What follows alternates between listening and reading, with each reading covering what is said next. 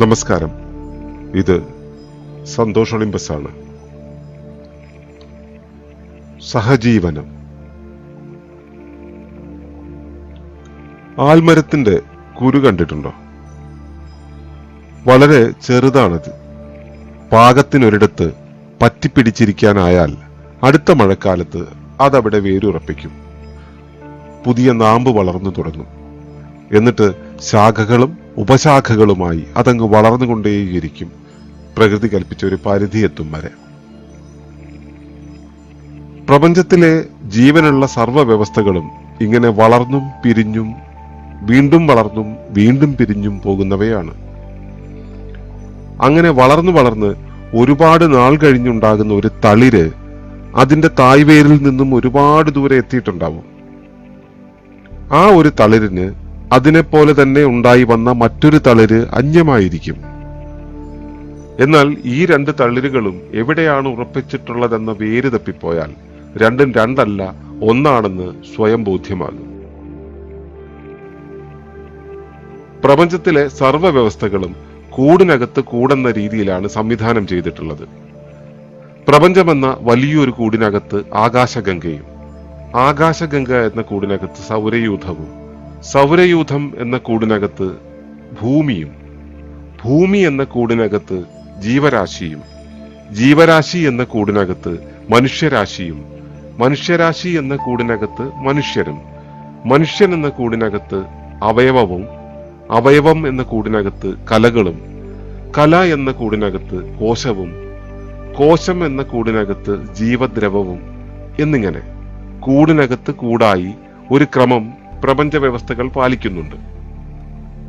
ഇതിൽ എന്നിൽ നിന്നും നോക്കുമ്പോൾ ഞാൻ എന്ന മനുഷ്യന് സ്വന്തമായ സ്വതന്ത്രമായ ഒരു ശരീരവും ഒരു ജീവനും ഒരു മനസ്സും ഒരു അറിവും ഒരു ശക്തിയും ഒക്കെയുണ്ട്. ഈ സ്വതന്ത്ര നില എന്നിൽ നിന്നും നോക്കുമ്പോൾ മാത്രമാണ്. ഭൂമിയുടെ തലത്തിൽ നിന്നും ഭൂമി നോക്കുമ്പോൾ ഞാൻ എന്നത് അവളുടെ ശരീരത്തിലെ ഒരു കോശമാണ്. നിങ്ങളും അങ്ങനെ തന്നെ. രണ്ട് സ്ഥാനമോ രണ്ട് ധർമ്മമോ ഒക്കെയാണെങ്കിലും ഭൂമിക്ക് നാം ഇരുവരും ഒരുപോലെയാണ്. നിങ്ങളിൽ നിന്നും നോക്കുമ്പോൾ നിങ്ങൾക്കകത്തെ രണ്ട് അവയവങ്ങൾ നിങ്ങൾക്ക് നിങ്ങൾ തന്നെയാണ്. നിങ്ങളുടെ കാലുകൾ എന്ന രണ്ട് അവയവങ്ങൾ എടുക്കുക. നിങ്ങളുടെ ഈ രണ്ട് അവയവങ്ങൾ സ്വയം അവയുടെ ഞാൻ ഭാവത്തിൽ അന്യരായി നിന്നുകൊണ്ട് രണ്ട് വഴി പോയാൽ, രണ്ട് രീതിയിൽ പ്രവർത്തിച്ചാൽ നിങ്ങൾക്ക് മുന്നോട്ട് പോകുവാനാകില്ല. രണ്ട് കാലുകളും ഏകീകരിച്ചു പ്രവർത്തിക്കണം. അപ്പോഴാണ് നിങ്ങൾക്ക് നിങ്ങളുടെ നടക്കുക എന്ന ധർമ്മം ചെയ്യുവാനാകുക. അപ്പോഴാണ് നിങ്ങൾ സൗഖ്യത്തിലായിരിക്കുക. അപ്പോഴാണ് നിങ്ങളുടെ അവയവങ്ങൾക്കും സൗഖ്യമുണ്ടാവുക. മനുഷ്യരാശിയെ എടുത്താൽ ഓരോ മനുഷ്യനും മനുഷ്യരാശി എന്ന ജൈവ ശരീരത്തിന്റെ അവയവങ്ങളാണ്. ഓരോ മനുഷ്യനും ഭൂമിയുടെ കോശങ്ങളും മനുഷ്യരാശിയുടെ അവയവങ്ങളും തന്നെ. ഇവ പ്രാപഞ്ചികമായ ഒരു ബയോപ്ലാസ്മയിൽ നിലനിൽക്കുന്നു. നമ്മുടെ പഞ്ചേന്ദ്രിയങ്ങൾ കൊണ്ട് അറിയുവാനാകാത്ത ഒരു ബയോപ്ലാസ്മിക് പശ്ചാത്തലത്തിലായതുകൊണ്ട് തന്നെ താൻ എവിടെയാണ് വേരൂന്നിയിട്ടുള്ളതെന്ന് അവന് ഭൗതികമായി അറിയാൻ കഴിയില്ല. എന്നാൽ വ്യവസ്ഥാ നിയമപ്രകാരം മുന്നേ വിവരിച്ച കൂടായ വിന്യാസം അഥവാ നെസ്റ്റഡ് പാറ്റേൺ എന്ന കൂടിനുള്ളിൽ കൂടായി നിൽക്കുന്ന സംവിധാനത്തെ നിങ്ങൾ ഓർക്കുമല്ലോ. അതനുസരിച്ച് ഞാനും നിങ്ങളും രണ്ടു മനുഷ്യരാണെന്നും നമ്മൾ രണ്ടുപേരും മനുഷ്യരാശി എന്ന ശരീരത്തിന്റെ രണ്ടു ഭാഗങ്ങളാണ് എന്നും മനസ്സിലാക്കാം. ഞാനും നിങ്ങളുമാകുന്ന രണ്ട് അവയവങ്ങൾ ഒരുമിച്ച് ഏകീകരിച്ച് ഏകീഭാവത്തിൽ പ്രവർത്തിക്കുമ്പോഴാണ് നമ്മളെ അവയവമായി കൊണ്ടു നടക്കുന്ന ഉപരിവ്യവസ്ഥയായ മനുഷ്യരാശിക്ക് നേരാവണ്ണം ചലിക്കുവാനാകുക.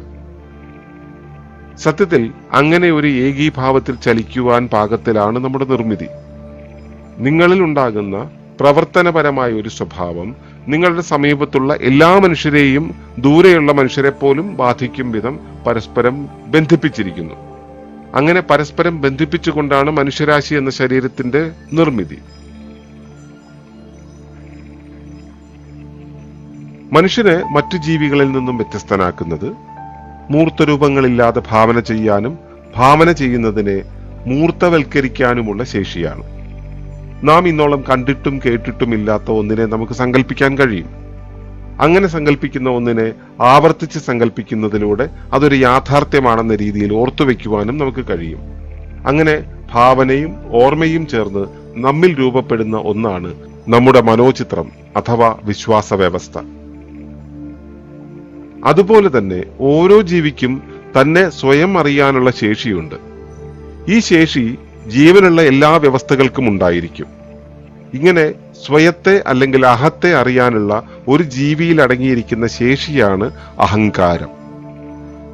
സാധാരണ ഭാഷയിൽ ഒരുവന്റെ അഹംഭാവത്തെ സൂചിപ്പിക്കുവാനായി ഈ പദം ഉപയോഗിക്കാറുണ്ട്. ഇത് മനുഷ്യന്റെ അന്ധകരണങ്ങളായ മനം, ചിത്തം, ബുദ്ധി, അഹങ്കാരം എന്നിവയിലൊന്നാണ്. അങ്ങനെ ഒരു മനുഷ്യനിൽ അടങ്ങിയിരിക്കുന്ന അഹങ്കാരവും അവനിൽ മാത്രമായി രൂപപ്പെട്ടു വന്നിട്ടുള്ള മനോചിത്രവും ചേർന്ന് പ്രവർത്തിക്കുന്നു എന്ന് കരുതുക.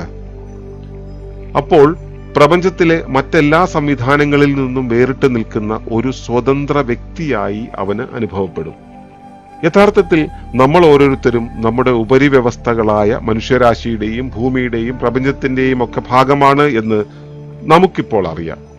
എങ്കിലും നമുക്ക് നമ്മുടേതായ അഹങ്കാരവും മനോചിത്രവും ചേർന്നുകൊണ്ടുള്ള ഒരു സ്വതന്ത്ര വ്യക്തിത്വ ബോധം ഉണ്ടായി വരും. ഞാൻ ഒരു പ്രകൃതി സ്നേഹിയാണെന്നും പ്രകൃതിയെ സംരക്ഷിക്കേണ്ടത് ഞാനാണെന്നും വരെ മനുഷ്യൻ ചിന്തിച്ചു പോകുന്നത് പ്രകൃതിയിൽ നിന്നും വേറിട്ട ഒരു വ്യക്തിത്വമായി അവന് സ്വയം തോന്നുന്നത് കൊണ്ടാണ്. എല്ലാ മനുഷ്യരിലും ഇതുപോലെ അഹങ്കാരവും മനോചിത്രവും ചേർന്നുകൊണ്ടുണ്ടായ സ്വതന്ത്ര വ്യക്തിത്വ ബോധമുണ്ടായിരിക്കും. ഈ ഓരോ വ്യക്തിത്വത്തിനും ഓരോ തരം പ്രവർത്തന ഭാവനയും ലക്ഷ്യഭാവനയുമാണ് ഉണ്ടാവുക. ഈ രണ്ട് ഭാവനകൾക്കും മനുഷ്യരാശി അവന്റെ മേൽ ഏൽപ്പിച്ചിട്ടുള്ള യഥാർത്ഥ ഉത്തരവാദിത്തം അഥവാ ധർമ്മവുമായി നീതി പാലിക്കാൻ കഴിയണമെന്നില്ല. കാരണം സ്വതന്ത്ര വ്യക്തിത്വം എന്നത് ഭാവനയാണ്. സ്വതന്ത്ര വ്യക്തിത്വത്തിന്റെ സ്വതന്ത്രമായ പ്രവർത്തനവും ലക്ഷ്യവും ഭാവനകളാണ്. ഓരോ വ്യക്തിയിലും യാഥാർത്ഥ്യവുമായി പൊരുത്തപ്പെടാനാകാത്ത ഈ ഭാവനകൾ നിലകൊള്ളുമ്പോൾ മനുഷ്യന്റെ ഉപരിവ്യവസ്ഥയായ മനുഷ്യരാശിയുടെ നിയമങ്ങൾക്കനുസരിച്ച് രണ്ട് വ്യക്തിത്വങ്ങളെ ഏകീകരിക്കാൻ കഴിയണമെന്നില്ല. ഒരാൾ ഒരു വഴിക്ക് യാത്ര ചെയ്യണം എന്ന് ആഗ്രഹിക്കുമ്പോൾ അയാളുടെ രണ്ട് കാലുകൾ രണ്ട് വഴി പോയാൽ അയാൾക്ക് ഉദ്ദേശിച്ച വഴി യാത്ര ചെയ്യുവാനാകില്ല. അതുപോലെ മനുഷ്യരാശിക്കും സ്വതന്ത്ര വ്യക്തിത്വമുണ്ടെന്ന് ഭാവന ചെയ്യുന്ന രണ്ട് മനുഷ്യരെയും വെച്ചുകൊണ്ട് മനുഷ്യരാശിയുടെ ധർമ്മം പൂർണ്ണമായി നിർവഹിക്കുവാനാകില്ല.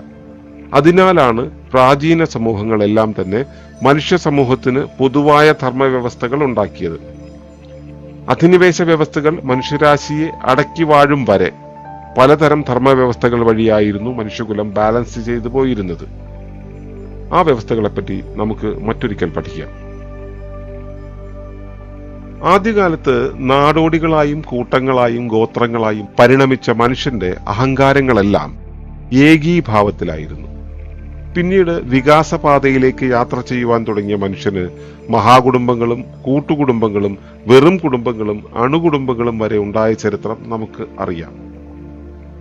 ആധുനീകരണത്തിന്റെ ഈ കാലത്ത് അണുകുടുംബങ്ങളിലെ ഓരോ വ്യക്തികളും വ്യക്തിപരതയിലൂടെ വിദ്യാഭ്യാസത്തിന്റെയും മാധ്യമങ്ങളുടെയും സാംസ്കാരിക പരിണാമത്തിന്റെയും ഭാഗമായി വേറിട്ടതായി നിൽക്കുന്നു.